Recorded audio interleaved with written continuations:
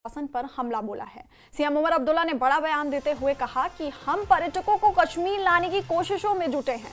दूसरी तरफ एलजी प्रशासन ने कई टूरिस्ट स्पॉट बंद कर रखे हैं। सीएम ने कहा कि ऐसी हालात में हमें टूरिज्म प्रमोशन बंद करने के लिए कह दें और सरकार पर्यटन से जुड़े लोगों को नुकसान की भरपाई करे। यहां सीएम ने जल्द से जल्द टूरिस्ट स्पॉट खोलने की मांग की।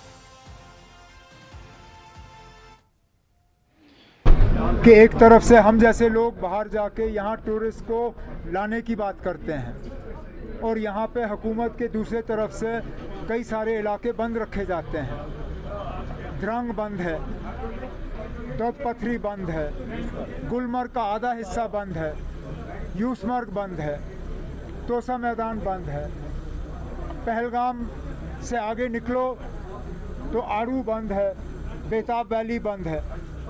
इस तरह या तो फिर हमें कहिए टूरिज्म प्रमोशन ना करें, फिर ठीक है ना, जितना इनका नुकसान है, इनका नुकसान गवर्नमेंट के तरफ से जो है इसका उनको मुआवजा मिलना चाहिए।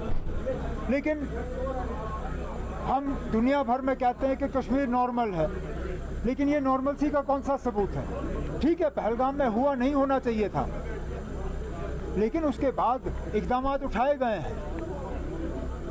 अब मुझे लगता है वक्त आ गया है, हमें इन डेस्टिनेशंस को खोलना चाहिए।